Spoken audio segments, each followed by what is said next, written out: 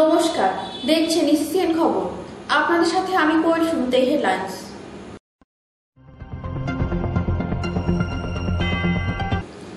মালদায় সভা করলেন মুখ্যমন্ত্রী মমতা বন্দ্যোপাধ্যায়।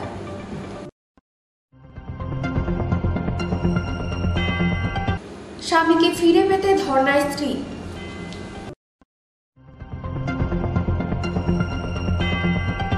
তিস্তা ক্যানেলে এক ব্যক্তির মৃতদেহ উদ্ধার ঘিরে চাঞ্চল্য। আসছি বিস্তারিত খবরে। মালদায় সভা করলেন মুখ্যমন্ত্রী মমতা বন্দ্যোপাধ্যায়।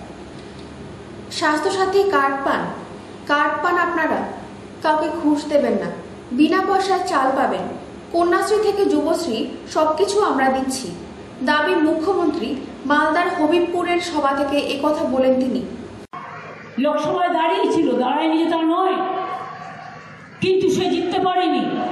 সেই জন্যই তাকে আমরা মালদার মেয়ে বলে আমরা মৌসুম নূরকে মা বোনদের সম্মান দেওয়ার জন্য মৌসুমকে আমরা মালদা থেকে আমরা রাজ্যসভায় নিয়ে গেছি। আমরা সব জাতিকে ভালোবাসি, সব ধর্মকে ভালোবাসি। আপনারা আমাকে বলেন, আদিবাসীদের জন্য বিজেপি সরকার কি করেছে?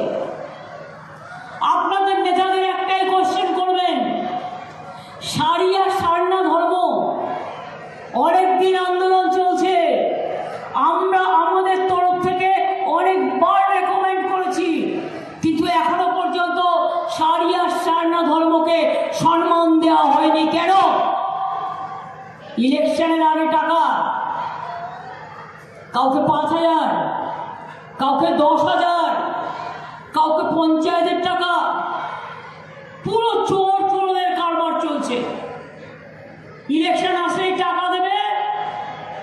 আর প্রধানমন্ত্রী যে বলেছিলেন 15 লক্ষ টাকা করে সবার অ্যাকাউন্টে জমা দেবেন, সেটা পেয়েছেন? আপনারা কি আদিবাসী ভাই বোনেরা পেয়েছেন? সংখ্যালঘু ভাই বোনেরা পেয়েছেন?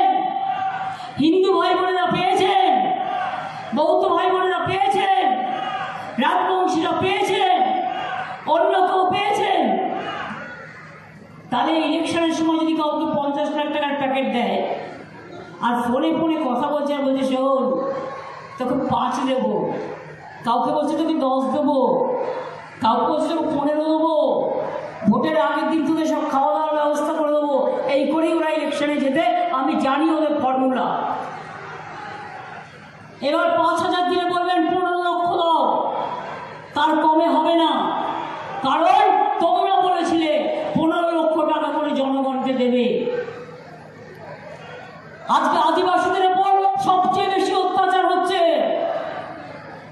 আর প্রধানমন্ত্রী অনেক মিথ্যে কথা বলে বেড়াচ্ছেন। একটা প্রধানমন্ত্রীর কাছে এত মিথ্যে কথা বলা শোভা পায় না, ভালো দেখায় না। আমি আপনাদের বলছি, ওনার মন্তব্য করছি, উনি মিথ্যে কথা বলেন বলে আমাকে মিথ্যে কথা বলতে হবে, আমি এটা বিশ্বাস করি না। বিজেপি পার্টি একটা বড় জুমলাবাজ, ভক্তবাজ, ধান্দাবাজ। মনে রাখবেন, এদের মতো চোর পার্টি আজ পর্যন্ত ভারতবর্ষে কখনো জন্মায়নি।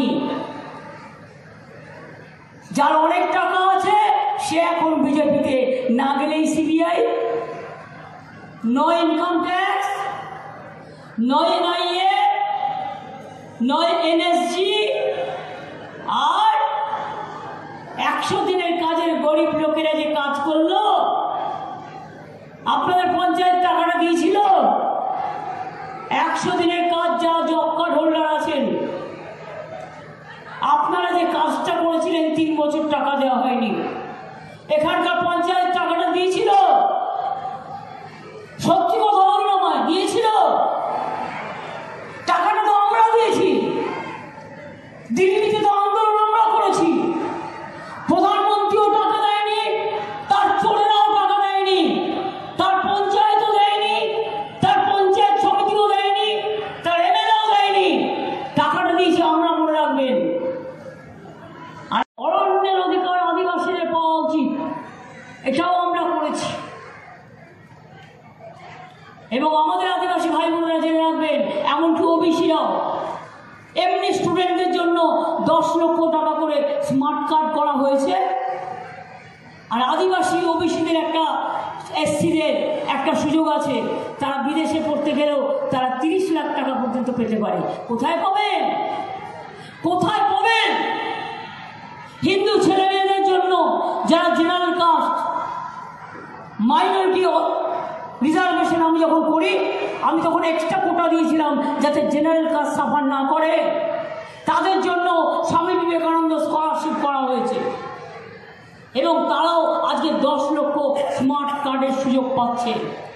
তাহলে ছোট্টবেলায় স্কুলে জুতো জামা প্যান্ট থেকে শুরু করে, পড়াশোনার খরচ থেকে শুরু করে, রেশন থেকে শুরু করে, স্বাস্থ্যসাথী থেকে শুরু করে, সবুজ সাথী থেকে শুরু করে, রূপসী থেকে শুরু করে, লক্ষ্মীর ভাণ্ডার থেকে শুরু করে, আদিবাসী ভাতা থেকে শুরু করে, তপশিলি ভাতা, তপশিলি বন্ধু, জয় জোয়ার থেকে শুরু করে, কিষানদের 10,000 টাকা থেকে শুরু করে, একজন কৃষক মারা গেলে সেও তার পরিবার 2 লক্ষ টাকা পায়। একজন কেউ অ্যাক্সিডেন্টে মারা গেলেও আমরা তার পরিবারকে 2 লক্ষ টাকা দিই, যদিও এটা দুঃখের, খুব মর্মাহত, তাও সত্ত্বেও মর্মাহত হয়েও আমরা এটা দিই, কারণ যে চলে গেছে তার তো, সে তো চলে গেছে, পরিবারটার কী হবে? তাই কোনো কিছু বাদ রাখিনি। আগামী দিন মনে রাখবেন আদিবাসী ভাই বোনেরা, যে আপনাদের ভোট চাইছে তাকে জিজ্ঞেস করবেন, ভাইয়া आप एक बात बताओ, यूनिफॉर्म सिविल कोड जो किया है, হিন্দি বোঝেন আপনারা? হিন্দি বোঝেন ভালো না বাংলা বোঝেন ভালো? বাংলা। জিজ্ঞেস করুন, ইউনিফর্ম সিভিল কোড আপনারা যেটা করছেন, আপনাদের ম্যানিফেস্টোতে আছে বিজেপি, তাতে আদিবাসীদের যে স্বীকৃতি, তপশিলীদের স্বীকৃতি, ওবিসিদের যে স্বীকৃতি, সংখ্যালঘুদের যে স্বীকৃতি, সাধারণ মানুষের যে স্বীকৃতি, সেই স্বীকৃতি আর থাকবে না। অর্থাৎ দেশ বিক্রি করেই দিয়েছে। এবারেই ওরা যদি বিজেপি আর না হারে, তাহলে এবারেই শেষ নির্বাচন ভারতবর্ষে। দেশ বিক্রি করবে, জাতি বিক্রি করে দিয়েছে, ধর্ম বিক্রি করে দিয়েছে, মানুষ বিক্রি করে দিয়েছে, আম্বেদকর বিক্রি করে দিয়েছে, সংস্কৃতি বিক্রি করে দিয়েছে। ভেদাভেদের রাজনীতি নিয়ে এসে শুধুমাত্র মানুষে মানুষে আগুন লাগায় আর দাঙ্গা করে, এটা ওদের একমাত্র কাজ। নেই কাজ তো কই ভাই, এদের আপনারা ভোট দেবেন। ইসিসের খবর দিনহাটা। স্বামীকে ফিরে পেতে ধর্নায় স্ত্রী। এবার স্বামীকে ফিরে পেতে ধর্নায় স্ত্রী। ফের একবার ধূপগুড়ির ঘটনায় রীতিমতো চাঞ্চল্য এলাকায়। বিয়ের দাবি কিংবা প্রেমের দাবি নিয়ে নয়, এবার স্বামীকে নিজের সংসারে ফিরে পাওয়ার দাবিতে ধর্নায় বসেছেন এক স্ত্রী। গত 3 বছর আগে ভালোবেসে পালিয়ে গিয়ে বিয়ে করে ধূপগুড়ি নিবাসী পূজা ও অরূপ। এদিন সকাল নাগাদ ধূপগুড়ি ব্লকের শালবাড়ি স্কুল সংলগ্ন মামা শ্বশুর বাড়ির সামনে স্বামীকে পুনরায় সংসারে ফিরে পাওয়ার দাবিতে ধর্নায় বসে ধূপগুড়ি ঝুমুর সংলগ্ন এলাকায় পূজা চাঁদ। এদিন ধর্নায় বসার পর ওই গৃহবধূ অভিযোগ করে বলেন, ভালোবেসে পালিয়ে গিয়ে শিলিগুড়িতে বেশ কিছুদিন থাকার পর ধূপগুড়িতে ফিরে এসে শুরু হয় তাদের সংসার জীবন। বেশ কিছুদিন ভালোবেসে ভালোই চলছিল সংসার, কিন্তু সেই সুখ আর বেশি দিন টিকল না। কিছুদিন পর আচমকা ভাড়া বাড়ি থেকে বেরিয়ে সোজা মামার বাড়িতে চলে যায় তার স্বামী। একাধিক চেষ্টায় বিফল হলে এ বিষয়ে থানায় দ্বারস্থ হয় ওই ধর্নায় বসা গৃহবধূ। পরে অবশ্য চাপে পড়ে থানা থেকে লিখিত করে স্ত্রীকে নিয়ে ফের সংসার করতে থাকে স্বামী। অভিযোগ উঠেছিল স্ত্রী নাকি স্বামীকে অত্যাচার করত, মারধর করত, এমনকি মামার বাড়ির চাপেই এমনই কথা বলতে বাধ্য হয়েছে সেই যুবক। এমনটাই অভিযোগ ধর্নায় বসা গৃহবধূর। এরপর আরও দিব্যি কয়েকটা বছর চলে যায়। এরপরে নতুন করে শুরু হয় ঝামেলা। বেশ কিছুদিন আগে ফের একবার ঘর ছাড়ে স্বামী, আবারও এসে পৌঁছয় মামার বাড়িতে।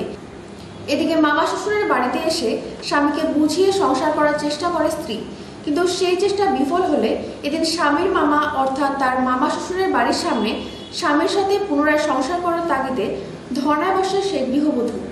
এই বিষয়ে স্বামীর অভিযোগ, মানসিক ভারসাম্যহীন তার স্ত্রী মানসিক ও শারীরিকভাবে অত্যাচার করত তাকে। এদিকে স্ত্রীর সাথে আর কোনোভাবে যোগাযোগ রাখতে চায় না অর্থাৎ ডিভোর্স চায় সেই যুবক। অন্যদিকে স্বামীকে ফিরিয়ে না পেলে ধর্ণা থেকে উঠবে না, এমনটাই দাবি সেই গৃহবধূ। তবে শেষমেশ স্বামীকে কি ফিরে পাবে সেই স্ত্রী? পুরনো সেই সাজানো সংসার কি ফিরে পাবে? ভালোবাসা কি আজীবন টিকে থাকবে? এই সমস্ত প্রশ্নের উত্তর এখন শুধু অপেক্ষা মাত্র। যে আবার এপ্রিলের 5 তারিখে চলে আসছে এখানে। কেন বিচ্ছেদ হতে হলো? ও এখানে এসে বলে, আগের বারও বলছিল যে আমি নাকি অত্যাচার করি, তারপরে পুলিশ স্টেশনে গিয়ে বলছে এগুলা সব মিথ্যা, আমার মামারা শিখাই দিছে, আমি স্বইচ্ছায় আমার বউয়ের সাথে থাকতে চাই, আমার মামারা আমাকে জোর জবরদস্তি নিয়ে গেছিল। তো এগুলা থানায় বলছিল, নিজেও লিখে জমা দিছিল। তো এখন আবার এগুলাই বলে আমি নাকি অত্যাচার করি। কতদিন আগে বিয়ে হয়েছিল? বিয়ে আমাদের আগস্টের 9 তারিখ 2022। কি দুই পরিবারের পক্ষ থেকে কি বিয়ে দেওয়া না, হয়েছিল? আমাদের লাভ ম্যারেজ। Love marriage. তারপর কি হলো? তারপরে আমরা শিলিগুড়িতে 9 মাস ভাড়া ছিলাম। ওখানে যাবতীয় আমার সব বাবাই দেখছিল, সংসার খরচা যাবতীয় যা লাগে। তারপরে হচ্ছে আমরা ওখান থেকে ধূপগুড়িতে আসলাম। ধূপগুড়িতে আসার পর কয়েকদিন থাকার পর বাবা আমার ঘর ভাড়া ঠিক করে দেওয়া হলো। থাকার পর ও চলে আসছিল এখানে, এসে 4 মাস ছিল। 4 মাস থাকার পর আমাদের বাড়ি গেছিল। বাড়ি গিয়ে বলে আমার মামারা আমাকে জোর জবরদস্তি উঠায় নিয়ে গেছে, আমি তোমার সাথে থাকতে চাই। ঠিক আছে, তারপরে নিজে লিখলো, খাতায় লিখলো যে আমি আমার বউয়ের সাথে স্বেচ্ছায় সংসার করতে চাই। আমার মামারা আমাকে সব শিখায় বলছে, ওগুলো আমি বলছি। তারপরে থানায় গিয়ে এগুলো বললো যে আমি আমার স্ত্রীর সঙ্গে স্বেচ্ছায় সংসার করতে চাই। এই যে আবার এখন চলে আসছে। অবশ্যই আজকে আমার ওর সাথে ভালোবাসা করে বিয়ে হয়েছে। তা আমি ভালোবাসা করে বিয়ে হওয়ার 3 বছর হয়েছে, ভালোবাসা করে বিয়ে হয়েছে আমাদের। তা ভালোবাসা বিয়ে হওয়ার পর আমরা যাই শিলিগুড়িতে, তখন একটা ভাড়া বাড়িতে থাকতাম। মোটামুটি 6 মাসের মতো সংসার করার পর তারপরে আমার উপর টর্চারিং শুরু করে। ওখানেও নাকি সমস্ত খরচা মেয়ের বাবাই চালাতো? এই ব্যাপারে কি? না, আমিও কাজ করতাম, মেয়ের বাবাও দিত, আমিও কাজ করতাম। তারপর কি হলো সংসারে? তারপরে অশান্তি, এরকম টর্চার হতো মাঝে মধ্যে আমার উপর। টর্চার কাকে টর্চার করে? আমাকে টর্চার, মেয়ে টর্চার। কে করতো? মেয়ে টর্চার, আমার স্ত্রী টর্চার। তুমি তখন কি করো? তারপর মানে মারামারি করতো এরকম, মানে মানুষও এরকম পাড়ার লোকও জানতো। টর্চার স্বামী স্ত্রীকে করে, কিন্তু স্ত্রী স্বামীকে করে। হ্যাঁ, আমাকে টর্চার করছে। কেন মেয়ে কি মানসিকভাবে ভারসাম্য? মানসিক আক্রান্ত আছে। তারপর আজকে যে ধর্নায় বসলো বিয়ের দাবিতে, কি বলবে এখন? ও তো ধর্নায় বসে সেটা তো আমি জানি না, যে আজকে আসছে বলে তো আসেনি, যে আজকে আসছে। এর আগেও নাকি আসছিল, ধস্তাধস্তি হয়েছিল। হ্যাঁ, 4-5 দিনের আগে আসছে। আমার দিদাকে এই যে এরকম ছুলে দিছে, মানে এরকম টর্চার করছে দিদা। তাহলে আপনি কি গ্রহণ করবেন না? না, গ্রহণ করব না, আমি সংসার করব না। কি চাচ্ছেন আপনি? আমি ডিভোর্স চাই। ইসিসিএন খবর, দিনহাটা। তিস্তা ক্যানেলে এক ব্যক্তির মৃতদেহ উদ্ধার ঘিরে চাঞ্চল্য। তিস্তা ক্যানেলে এক ব্যক্তির মৃতদেহ উদ্ধার ঘিরে চাঞ্চল্য ছড়ালো এলাকায়। এদিন শিলিগুড়ি মহকুমা পরিষদের অন্তর্গত ফাঁসিদেওয়া ব্লকের জালাস নিজাম তারা অঞ্চলের পাওয়ার হাউস তিস্তা ক্যানেল গেটে এক ব্যক্তির মৃতদেহ আটক থাকতে দেখেন স্থানীয় বাসিন্দারা। এরপরে তড়িঘড়ি খবর দেওয়া হয় ফাঁসিদেওয়া থানার পুলিশকে। পুলিশ এসে মৃত উদ্ধার করে। তবে জানা যায় গত 25 তারিখ মহেশ চৌধুরী ফুলবাড়ি বাসিন্দা হঠাৎ দুপুরবেলা খাওয়া দাওয়া করার পরে নিখোঁজ হয়ে যান। পরিবারের সদস্যরা খোঁজাখুঁজি করার পরও তাকে না পেয়ে এনজিপি থানায় নিখোঁজ লিখিত অভিযোগ দায়ের করেন। আজ সেই মৃতদেহ দেখে পুলিশ প্রশাসনের তরফ থেকে সেই পরিবারের সাথে যোগাযোগ করা হয়। এরপরই মৃতদেহ শনাক্ত করেন পরিবারের সদস্যরা। এরপরই মৃতদেহ উদ্ধার করে ময়নাতদন্তের জন্য উত্তরবঙ্গ মেডিকেল কলেজ হাসপাতালে পাঠানো হয়। তবে আত্মহত্যা না খুন, এই মৃত্যুর পিছনে কী কারণ রয়েছে, পুরো ঘটনা তদন্ত শুরু করেছে ফাঁসিদেওয়া থানার পুলিশ। ইসিসিএন খবর, দিনহাটা। ক্রান্তি ব্লকের দক্ষিণ হাঁসখালী খেরবাড়ি ক্যাম্পে চা বাগান এলাকায় ফের খাঁচাবন্দি চিতাবাঘ। ক্রান্তি ব্লকের দক্ষিণ হাঁসখালী খেরবাড়ি ক্যাম্পে চা বাগান এলাকায় ফের খাঁচাবন্দি চিতাবাঘ। ঘটনা প্রসঙ্গে স্থানীয় বাসিন্দা প্রত্যক্ষদর্শী সোহেল রানা, আব্দুল গফুর, আফতাবুল আলম, মজিউল হকরা জানিয়েছেন, গত কয়েকদিন ধরে এলাকায় ত্রাস সৃষ্টিকারী চিতাবাঘ ছাগল গরু তাদের এলাকায় খেয়ে ফেলেছে। স্থানীয় বাসিন্দাদের উদ্যোগে বাড়ি গবাদি পশুদের রক্ষা করার জন্য কাঠামবাড়ি আপালচাঁদ রেঞ্জ অফিসের সাথে যোগাযোগ করেন। কাঠামবাড়ি আপালচাঁদ রেঞ্জ অফিসের উদ্যোগে খাঁচার ব্যবস্থা করা হয়। গত 2 দিন আগে একটি চিতাবাঘ খাঁচাবন্দি হয়। আজকে পুনরায় সেই এলাকা থেকে ভোররাত্রে আরেকটি চিতাবাঘ খাঁচাবন্দি হলো। খাঁচাবন্দি চিতাবাঘটি খাঁচাতে বন্দি থাকায় গর্জন করতে থাকে, আর সেই গর্জনের আওয়াজ শুনে চা বাগানের মধ্যে লুকিয়ে থাকা আরও বাঘের গর্জন শোনা যাচ্ছে বলে স্থানীয় বাসিন্দারা জানিয়েছেন। ইসিসিএন খবর, দিনহাটা।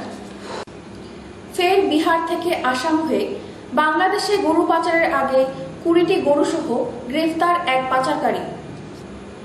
জানা যায় গতকাল গভীর রাতে বিধাননগর থানার পুলিশ বিধাননগর মুরালীগঞ্জ এলাকায় নাকা তল্লাশি করার সময় সন্দেহভাজন একটি 10 চাকা ট্রাককে আটক করে এবং লরির ভেতরে তল্লাশি করতেই উদ্ধার হয় 20টি গরু। গাড়ি চালকের কাছে গরুগুলির বৈধ কাগজপত্র দেখতে চাওয়া হলে চালক কোনো বৈধ কাগজপত্র দেখাতে না পারায় সঙ্গে সঙ্গে গাড়ির চালককে গ্রেফতার করে থানায় নিয়ে আসা হয়। পরবর্তীতে লরি ভর্তি গরু খোয়ারে পাঠানো হয় এবং 10 চাকা লরি গাড়িটিকে আটক করা হয়। পুলিশ সূত্রে জানা যায়, ধৃত ব্যক্তির নাম আমানুর হক, আসামের গৌরীপুরের বাসিন্দা। আজ তাকে শিলিগুড়ি মহকুমা আদালতে পাঠানো হয়। ইসিসিএন খবর, দিনহাটা। ইসিসিএন খবর এখনকার মতো এই পর্যন্তই। আপনারা দেখতে থাকুন ইসিসিএন খবর, সবার মাঝে সবার সাথে।